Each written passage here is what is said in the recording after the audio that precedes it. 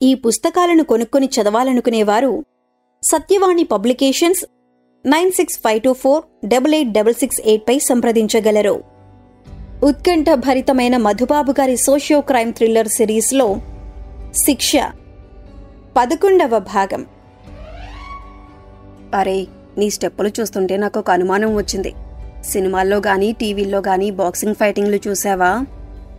5 గంటల ప్రాంతంలో బాచీని అడిగాడు హరినారాయణ. తన కదలికల్లోని వైవిధ్యాన్ని అతను పసికట్టినట్టు గ్రహించి తల అడ్డం తిప్పాడు బాచీ.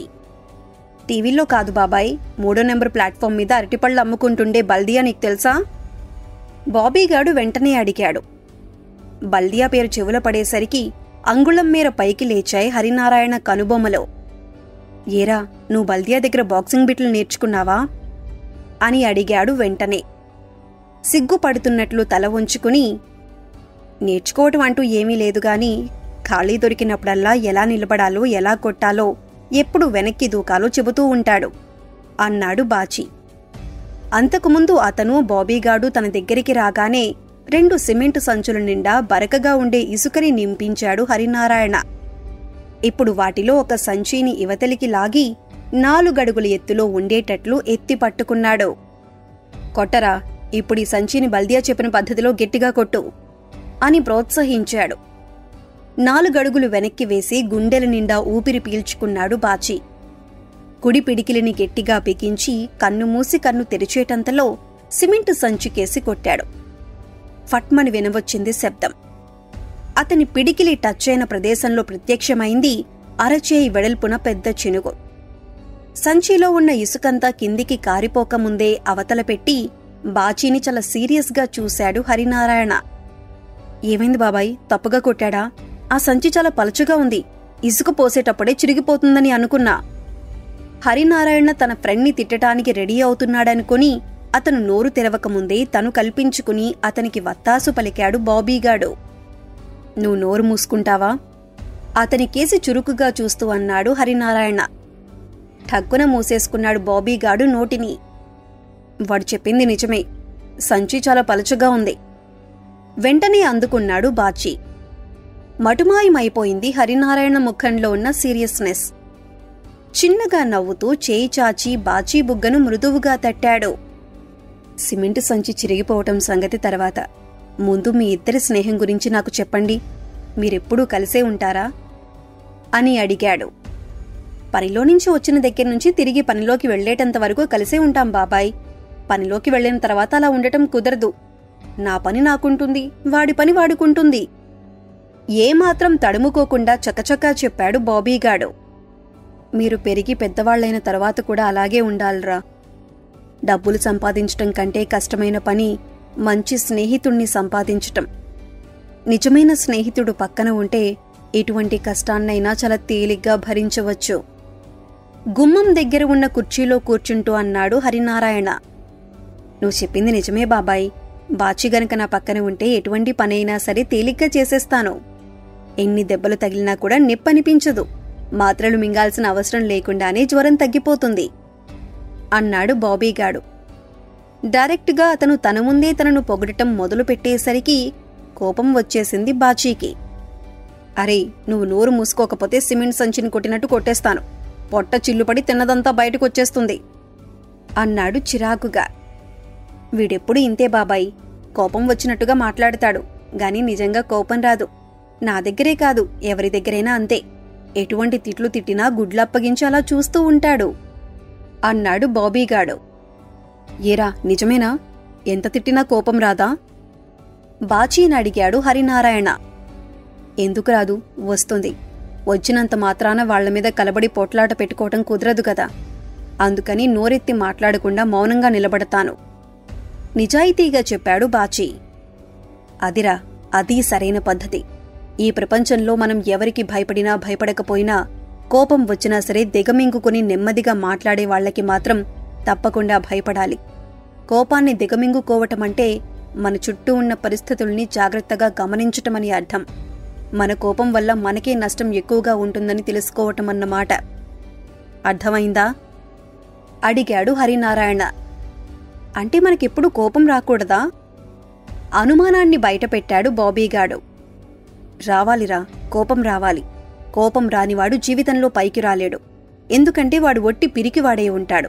తన పిరికితనాన్ని దాచిపెట్టుకునేందుకు కోపమే తనకి రానట్టు యాక్ట్ చేస్తూ ఉంటాడు. అదేంటి బాబాయ్, కోపం రాకూడదని ఇప్పుడే చెప్పావు. మళ్ళీ కోపం రాకపోతే ఎందుకు పనికిరానివాడని అంటున్నావు? నీ మాటలు నాకు అర్థం కావటం లేదు. అయోమయంగా చూస్తూ అడిగాడు బాబీగాడు. ఓరి పిచ్చి నాయాలా, కోపం రాకూడదని నేను అనటం లేదు. పరిస్థితుల్ని అనుసరించి మన కోపాన్ని కంట్రోల్ చేసుకోవాలని అంటున్నాను. నువ్వు చేసే పనిలో పట్టుబడినప్పుడు దారినిపోయే దానయ్యలు కూడా వచ్చి నీ ఒళ్ళు వాయిగొడుతూ ఉంటారు. ఒక్కోసారి నీలాగే జేబులు కొట్టేవాళ్లు కూడా వాళ్లతో జత కలిసి నీ వీపు సాపు చేస్తూ ఉంటారు. అప్పుడు నీకు కోపం వస్తుంది. వస్తుందా రాదా? వస్తుంది బాబాయ్, వాళ్లంతు చూడాలన్నంత కోపం వస్తుంది అన్నాడు బాబీగాడు. మరప్పుడు ఏం చేస్తావు? తిరగబడి నువ్వు కూడా కొడతావా అని అడిగాడు హరినారాయణ. అయ్యయ్యో, అదెట్టా కుదురుతుంది బాబాయ్? ఆ సమయంలో తలెత్తి చూసినా కూడా తప్పే అవుతుంది. మూతిపళ్ళు రాలిపోతాయి అన్నాడు వాడు. అవును కదా, ఆ పరిస్థితుల్ని బట్టి కోపాన్ని అదుపులో పెట్టుకోవటం అవుతుంది. ఆ తర్వాత నువ్వు ఎటువంటి పని చేయకుండా నీ దారిన నువ్వు పోతుంటే అల్లరి పెట్టడానికి ఎవరైనా నీ జోలికి వస్తే ఏం చేస్తావు? నేనైతే అప్పుడు కూడా ఏదో విధంగా తప్పించుకుపోవటానికే చూస్తాను. మా బాజీగాడు మాత్రం అలా కాదు. ఇస్మాయిల్ కొడుకును కొట్టినట్టు ముక్కు ముఖం ఏకం చేసేస్తాడు. ఆ తర్వాత ఏం జరుగుతుందోనని అనడు, ఆలోచించడు తడుముకోకుండా చెప్పాడు బాబీగాడు. అదిరా, ఇప్పుడు సరైన మాట మాట్లాడారు. కోపం వచ్చినప్పుడు పరిస్థితుల్ని బట్టి మన కోపాన్ని అదుపులో పెట్టుకోవాలి. ఇల్లు ఒళ్ళు శుభ్రంగా ఉంటాయి. అయితే కోపం వచ్చి తిరగబడిన తర్వాత మాత్రం ఆ తర్వాత ఏం జరుగుతుందో ఆలోచించకూడదు.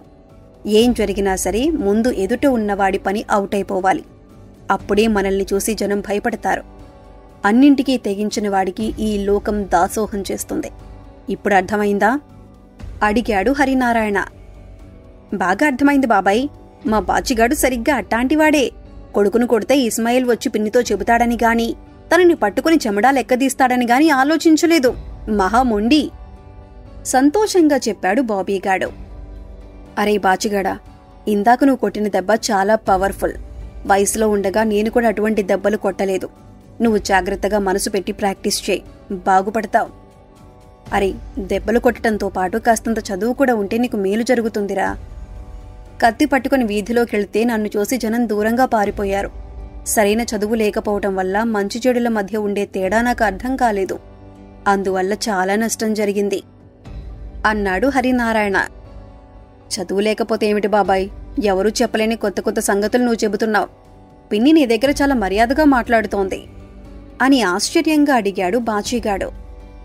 చదువుకుని ఉన్నట్టయితే ఇంతకంటే ఎక్కువ మర్యాదగా మాట్లాడి ఉండేది. కండలు పెంచి దెబ్బలు కొట్టడం ఒక్కటే చాలుదురా. జీవితం కొట్టే దెబ్బల్ని తట్టుకోవాలి. ఆ తట్టుకోవటం చదువుకున్న వాళ్లకి చాలా తేలిక. చదువు లేకపోతే ఇప్పుడు నేను పడుతున్నట్టే బాధలు పడాల్సి వస్తుంది. అర్థమైందా? అర్థం కాలేదు బాచీగాడికి. ఆ మాట బయటికి చెబితే అర్థం కాని మాటలు ఇంకా ఇంకా మాట్లాడతాడన్న భయంతో గబగబా తల ఊపాడు. ఇవాళ్టికిది చాలురా, రేపింకా కొన్ని మాటలు మాట్లాడుకుందాం. సాయంత్రం అయిపోవచ్చింది, ఇంటికెళ్ళండి అన్నాడు హరినారాయణ. ఆ మాట అతని నోటి వెంట ఎప్పుడు వస్తుందా అని ఎదురుచూస్తున్నట్టు వెంటనే కదిలాడు బాబీగాడు. బాచీ మాత్రం అలా చేయలేదు. ఏంట్రా, ఏమైనా అడగాలనుకుంటున్నావా? ఆశ్చర్యంగా చూస్తూ అడిగాడు హరినారాయణ. నీకు మా బాబీగాడిలాంటి స్నేహితులెవరూ లేరా అని బొట్టన వేలుతో నేలమీద గుండ్రాలు చుడుతూ అడిగాడు బాచీ. వెంటనే సమాధానమివ్వలేదు హరినారాయణ. పాత జ్ఞాపకాలు పరుగు పరుగున వచ్చి ఉక్కిరిబిక్కిరి చేస్తున్నట్టు గాఢంగా నిట్టూరుస్తూ తల విదిలించాడు. బాచీ తన ప్రశ్నను రిపీట్ చేయలేదు గాని బాబీగాడు రెట్టించాడు. చెప్పు బాబాయ్, నీకు మా బాచీలాంటి స్నేహితుడెవరూ లేరా అని. ఉండేవాడురా, ఇప్పుడు లేడు కంఠం గద్గదమవుతుండగా అన్నాడు హరినారాయణ. ఇప్పుడు లేడా అంటే అతను చచ్చిపోయాడా? చటుక్కున అడిగేశాడు బాబీగాడు. చురుకుగా తలెత్తి అతని వంక ఒకసారి సీరియస్గా చూశాడు హరినారాయణ. పిచ్చి మాటలు మాట్లాడుకోకు. నా స్నేహితుడు చచ్చిపోలేదు, ఎటో వెళ్ళిపోయాడు. ఏమైపోయాడో ఎటుపోయాడో ఎవరికీ తెలీదు అని అన్నాడు ఆవేశంగా. ఎవరు బాబాయ్ అతను? పేరేమిటి? మృదువుగా అడిగాడు బాచీగాడు. హైదరాబాద్ బెనర్జీ మీకు తెలుసా? అడిగాడాయన. అనుకోని విధంగా బెనర్జీ పేరు బయటకొచ్చేసరికి ముఖముఖాలు చూసుకున్నారు స్నేహితులిరువురూ. బెనర్జీకి ఓ బాస్ ఉన్నాడు. ఈ రాష్ట్రం మొత్తం మీద జరిగే చట్ట వ్యతిరేక వ్యవహారాలన్నింటికీ అతనే బాస్. మీ పిన్ని కూడా ఏడాదికొకసారి హైదరాబాద్ పోయి అతన్ని దర్శించుకు రావాల్సిందే. తను చేస్తున్న పనుల్ని అతను చూసి చూడినట్టు వదిలేస్తున్నందుకు 1,00,000కు పైగానే అతనికి ముట్టజెప్పి రావాలి. పిన్ని హైదరాబాద్ వెళ్లి 1,00,000కు పైగా ముట్టజెబుతుందా? చెప్పకపోతే? ఆశ్చర్యంగా అడిగాడు బాబీగాడు. ముట్ట చెప్పకపోతే వెంటనే మూవ్ అవుతాడా బాస్? తన దగ్గర ఉన్న దాదాల్ని పంపించి మీ పిన్నిని కోలుకోలేనట్లు అణగదొక్కేస్తాడు. అతని పేరేమిటి బాబాయ్ అని అడగబోతున్న బాబీగాడిని చూపులతోనే వారించి హరినారాయణతో, నీ స్నేహితుణ్ణి గురించి చెప్పు అన్నాడు బాచి. అదేరా, అదే చెప్పబోతుంటే ఈ వెధవ అడ్డం తగిలాడు. టాపిక్ మారిపోయింది. నా స్నేహితుడు ఆ బాస్ దగ్గర పనిచేసేవాడు. వారానికొకసారి ఏదో ఒక పని మీద ఇక్కడికి వచ్చేవాడు. ఇద్దరం కలిసి 2-3 రోజుల పాటు సరదాగా మజా చేసుకునేవాళ్లం. గతకాలపు జ్ఞాపకాలు మనసును ఆహ్లాదపరుస్తున్నట్టు అరమూసిన కనులతో చెప్పాడు హరినారాయణ. మరి అతను ఎటో వెళ్ళిపోవటం ఎందుకు జరిగింది? అడిగాడు బాచి. వాడు చాలా తెలివితేటలు కలిగి ఉండి కూడా ఒక తప్పు పని చేశాడ్రా. తన బాస్ చెల్లెల్ని ప్రేమించి రహస్యంగా పెళ్లి చేసుకున్నాడు. అది బాస్కు ఇష్టం లేకపోయింది. చంపేయటానికి జనాన్ని పంపించాడు. వీడు వాళ్లకి దొరక్కుండా పెళ్లంతో సహా ఎటో పారిపోయాడు. గద్గద స్వరంతో అన్నాడు హరినారాయణ. తప్పు పని చేశాడు బాబాయ్, నీ దగ్గరికి వచ్చి ఉండాల్సింది అన్నాడు బాచి. అదేరా నా బాధ. తను నా దగ్గరికి వస్తే తన కోసం వెతుకుతున్న వాళ్ళు నన్ను కూడా చంపేస్తారని భయపడి ఉంటాడు. వాడే గనుక నా దగ్గరికి వచ్చి ఉంటే వాడి కోసం ఆ జనాల్నేమిటి, ఏకంగా వాడి బాసుని ఎదిరించి నిలబడేవాడిని. స్నేహితుడి కోసం చచ్చిపోయినా పర్వాలేదురా, ఎంతో పుణ్యం అంటూ ఇంకోసారి తల విదిలించి, ఇవాళ్టికిక చాలురా, చీకటి పడిపోతున్నది, మీరింటికి వెళ్ళిపోండి అన్నాడు హరినారాయణ. నీ స్నేహితుడి పేరేమిటి? అలాగే నిలబడి అడిగాడు బాచి. అందరూ వాడిని వీరేన్ దాదా అని పిలిచేవాళ్లు. అసలు పేరు వీరేంద్ర. అతను ప్రేమించి పెళ్లి చేసుకున్న బాస్ చెల్లెలు అనూష అన్నాడు హరినారాయణ. ఆ పేర్లను 1-2 సార్లు మనసులో మననం చేసుకుంటూ ఆవరణను దాటి వీధిలోకి వచ్చాడు బాచి. గుట్ట దగ్గర గుడిని దాటి మెయిన్ రోడ్ దగ్గరికి పోతున్నప్పుడు కూడా అతను ఆ పేర్లను ఆపకుండా అలాగే మననం చేసుకుంటూ ఉండటాన్ని గమనించి ఆశ్చర్యంగా చూశాడు బాబీగాడు. ఏంట్రా, ఏంటి కథ అని అడిగేశాడు. ఏమీ లేదురా, ఆ పేర్లను ఎప్పుడూ వినలేదుగాని ఎక్కడో విన్నట్టు అనిపిస్తోంది. కారణం తెలియటం లేదు. 2-3 రోజులాగి ఇంకోసారి వాళ్ళని గురించి మాట్లాడదాం అన్నాడు బాచి. నీ మనసులోకి ఏదైనా అడుగుపెట్టిందంటే అందుకు ఏదో పెద్ద కారణమే ఉండి ఉంటుంది. అలాగే చేద్దాం. నువ్వు మాట్లాడకుండా చూస్తూ ఉండు, నేనే హరినారాయణ్ని మాటల్లోకి దింపుతాను అన్నాడు బాబీగాడు. చీకటి ముదిరి పిన్ని వచ్చే టైం దగ్గర పడుతున్నదని తెలుస్తూనే ఉన్నా స్పీడ్గా నడిస్తే అతను మళ్లీ ఆయాసం వచ్చిందని అంటాడని నెమ్మదిగానే అడుగులు వేశాడు బాచి. 7 గంటల సమయంలో శరణాలయాన్ని చేరుకున్నారు. మధ్యగదిలో కూర్చుని పూటుగా మందు కొడుతున్నాడు రంగబాబు. వరండాలో కూర్చుని అందరికీ చదువు చెప్పే ప్రయత్నం చేస్తున్నారు పంతులుగారు. బాచి వచ్చాడు రంగబాబు, బాబీగాడు కూడా వచ్చాడు. మెయిన్ గేటును దాటిన వెంటనే స్నేహితుల్ని గమనించి బిగ్గరగా అరిచాడు పిల్లిగాడు.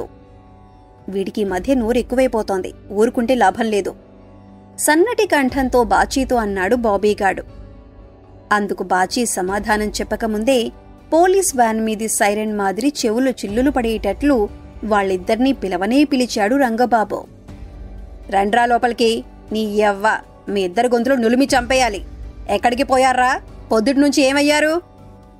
మధ్యగదిలోకి పోగానే వికృత కంఠంతో అరుస్తూ కుర్చీలోనించి లేచి స్నేహితులిద్దరి చెంపలు చెళ్లుమనిపించాడు. విపరీతమైన బాధ ఆవరించుకుంటుండగా తూలి గోడకు కొట్టుకోబోయిన బాబీగాడిని పట్టుకున్నాడు బాచి. చెప్పండి, ఎక్కడికి పోయారు? పళ్ళు బిగబడుతూ ఇంకోసారి అడిగాడు రంగబాబు. వట్టిగా అడగలేదు. ఇంకో దెబ్బ వేయటానికి చెయ్యి ఎత్తుతూ అడిగాడు. ఆవేశంతో బాచి ఎడమ పిడికిలి గట్టిగా బిగుసుకోవటం, అతను మడిచిపెట్టిన ఇనుప స్ప్రింగు మాదిరి టైట్ అయిపోవటం బాబీగాడికి తెలిసిపోయింది.